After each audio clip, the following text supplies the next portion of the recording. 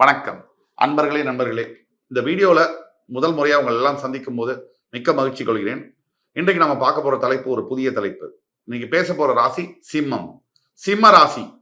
இந்த சிம்ம ராசிக்காரர்களுக்கு அன்பும் ஆதரவும் மற்றவர்களிடையே இரக்கமும் ரொம்ப அதிகம். இந்த சிம்ம ராசிக்காரர்கள் எந்த விஷயத்தை செய்தால் அந்த விஷயம் உங்களுடைய வாழ்க்கையில அசைக்க முடியாத வெற்றியை தரும். அதை பத்தி தான் இன்னைக்கு நம்ம பேச போறோம்.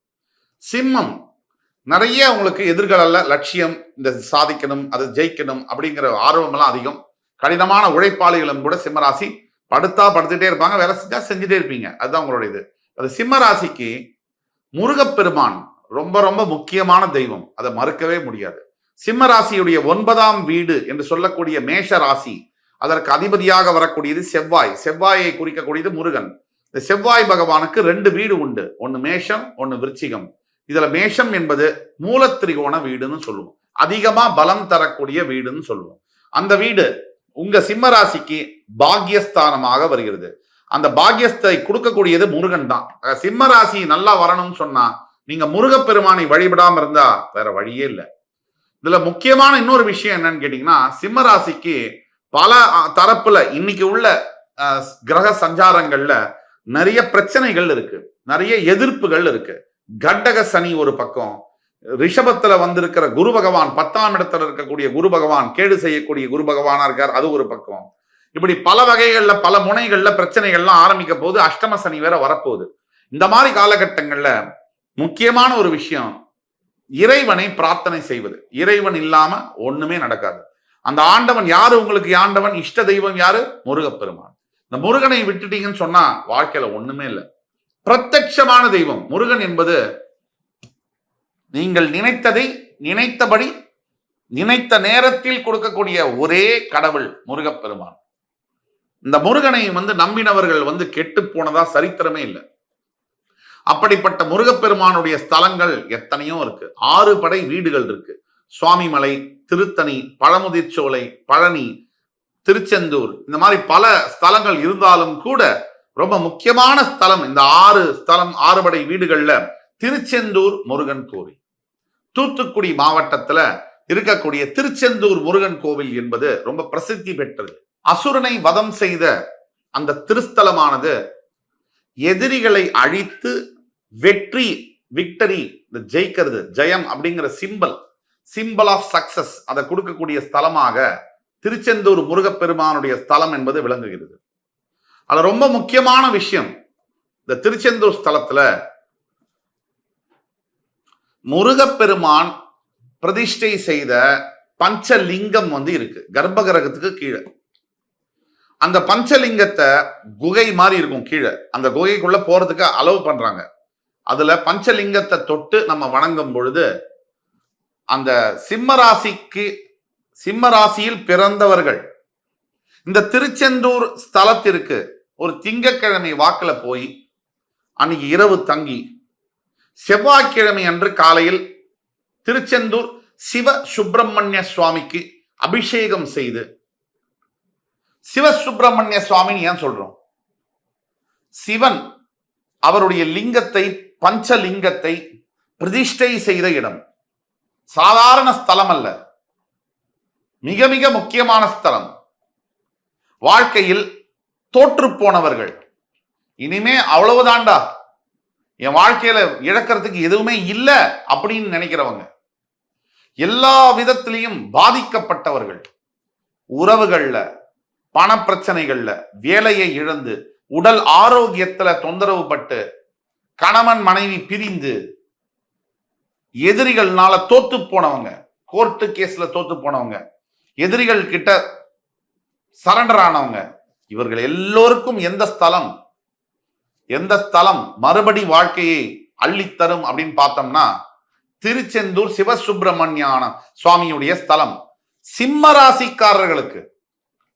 ராசிக்காரர்களுக்கு சார், வாழ்க்கையில நான் எல்லாத்தையும் இழந்துட்டேன் சார், என்கிட்ட எதுவுமே இல்லை சார், என்னுடைய மனைவி கணவன் என்னோட போயிட்டாங்க, என்னுடைய வேலை இழந்துட்டேன், என்னுடைய மானம் மரியாதை போச்சு, என்னுடைய கௌரவத்தை இழந்துட்டேன், என்னுடைய பணம் எல்லாம் போச்சு, என்னுடைய ஆரோக்கியம் கேள்விக்குறியாக இருக்கு, எதிர்கால வாழ்க்கை கேள்விக்குறியாக இருக்கு அப்படின்னு நினைக்கிறவங்களுக்கு அற்புதமான ஸ்தலம் சிம்மராசி அன்பர்களுக்கு திருச்செந்தூர் சிவசுப்பிரமணிய சுவாமியுடைய ஸ்தலம். இந்த ஸ்தலத்துல என்ன மகிமை, இது என்ன பரிகாரம்? நீங்க இந்த முருகன் கோவிலுக்கு திங்கக்கிழமை போய் செவ்வாய்க்கிழமை காலையில அபிஷேகம் செய்து திங்கக்கிழமை இரவை தங்கிட்டு செவ்வாய்க்கிழமை காலையில 8 மணிக்கு அபிஷேகம், அந்த அபிஷேகத்தை செய்து அந்த கோவில்ல செப்புல ஆன ஒரு வேல், செப்புல உங்களோட வசதிக்கேற்ப, வசதி இருக்கிறவர்கள் வெள்ளி வேல், செப்புல ஆன வேலை சுவாமிக்கு உண்டியல்ல செலுத்தி உங்களால் முடிந்த அன்னதானம், அது 10 பேரா இருக்கலாம், 20 பேரா இருக்கலாம், உங்களால் முடிந்த அன்னதானத்தை அந்த திருச்செந்தூர்ல நீங்க ஏழை எளியோர்களுக்கு வழங்கும் பொழுது, அதே மாதிரி கருப்பு நிற ஆடையை நீங்கள், கருப்பு நிறம் அல்லது சிகப்பு நிறம், சிகப்பு நிற ஆடையோ அல்லது கருப்பு நிற ஆடையையோ நீங்கள் தர்மமாக மற்றவர்களுக்கு ஏழைகளுக்கு கொடுக்கும் பொழுது, ஒரு வேஷ்டி, கருப்பு நிற வேஷ்டியோ சிகப்பு நிற வேஷ்டியோ ஒரு 11 பேருக்கு, ஒரு புடவை கருப்பு நிறத்திலோ சிகப்பு நிறத்திலோ புடவை, அது ஒரு 11 பேருக்கு, உங்களால முடிந்த சக்திக்கு எவ்வளவு முடியுமோ அவ்வளோ இந்த மாதிரி அபிஷேகம் செய்து அந்த சிவசுப்பிரமணிய சுவாமியை குறைந்தபட்சம் 21 முறை பிரதட்சணம் செய்து இந்த ஆடையை தானமாக வஸ்திர தானம் செய்து நீங்க அந்த பஞ்சலிங்கம் கீழே இருக்கக்கூடிய பஞ்சலிங்கத்துக்கு போய் பஞ்சலிங்கத்தை வழிபட்டு அங்க இருக்கக்கூடிய விபூதி பிரசாதத்தை எடுத்து வரும் பொழுது உங்கள் வாழ்க்கையில மிகப்பெரிய மாற்றங்கள் நிகழும். சிம்ம ராசி அன்பர்களுக்கு இன்றைக்கு இருக்கக்கூடிய பிரச்சனைகள், சனியுடைய தாக்கம், சப்தமத்திலிருந்து 10ஆம் இடத்திற்கு வந்திருக்கக்கூடிய குரு பகவானுடைய தாக்கம், தொழில் செய்கிற இடத்துல, வியாபாரம் செய்யக்கூடிய இடத்துல இருக்கக்கூடிய தலை வலிக்கக்கூடிய பிரச்சனைகள் எல்லாத்தையும் விட்டுட்டு ஓடிடலாமா அப்படின்னு நினைக்கக்கூடிய சிம்மராசி அன்பர்களுக்கு இதெல்லாத்துக்கும் மேல வருங்காலத்துல அடுத்த ஒரு ஆண்டுக்குள்ள அஷ்டம சனி வேற ஆரம்பிக்குது. இந்த நிலையில் முருகப்பெருமான் தான் உங்களை காப்பாற்றக்கூடிய ஒரே தெய்வம்.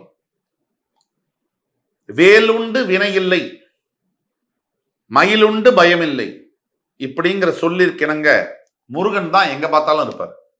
அந்த முருகப்பெருமானை நீங்கள் வணங்கி நான் சொன்னபடி 21 பிரதட்சணத்தை செய்து தான தர்மங்களை செய்து வரும் பொழுது உங்கள் வாழ்க்கையில என்ன நடக்கும்? இந்த பரிகாரத்தை செய்தால் எண்ணி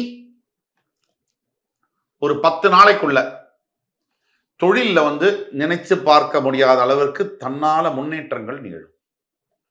அதே மாதிரி திருமணம் சம்பந்தப்பட்ட பிரச்சனைகள், திருமண வாழ்க்கையில் பந்தத்தில் இருக்கக்கூடிய பிரச்சனைகள் விலகி கணவனும் மனைவியும் ஒன்று சேர்ந்து வாழக்கூடிய சந்தர்ப்பங்கள் உருவாகும். குழந்தை பாக்கியம் இல்லாத தம்பதியர்களுக்கு குழந்தை பாக்கியம் என்பது கிடைக்கும். முருகப்பெருமானுடைய அருளுக்கு அளவே கிடையாது. கலியுகத்துல நாம வேண்டத பிரத்யட்சமா கொடுக்கக்கூடிய ஒரு தெய்வம்னா அது முருகப்பெருமான் தான்.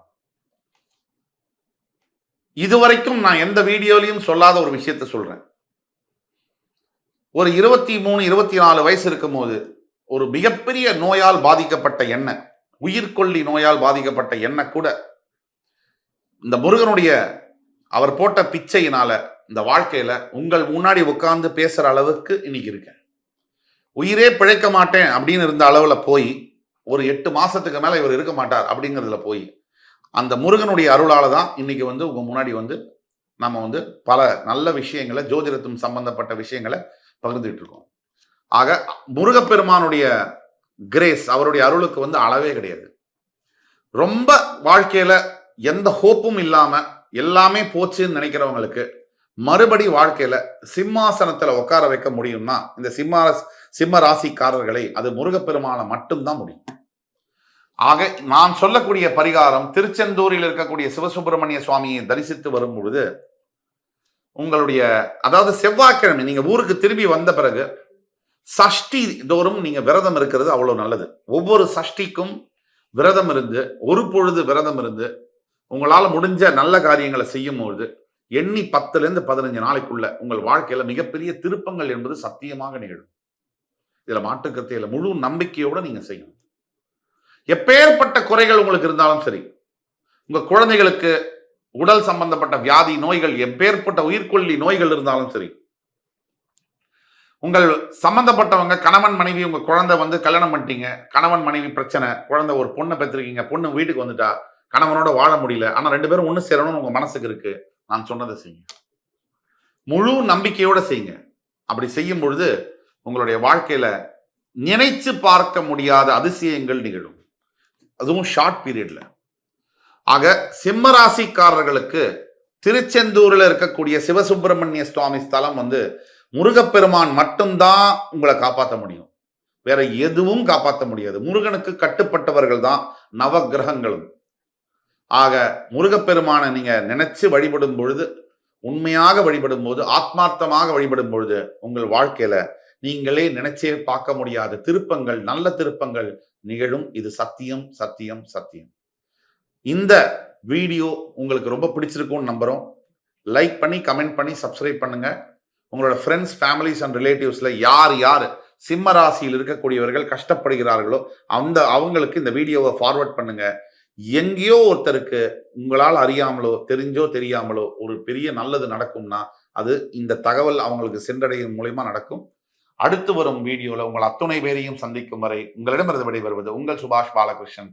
நன்றி, வணக்கம், வாழ்க வளமுடன்.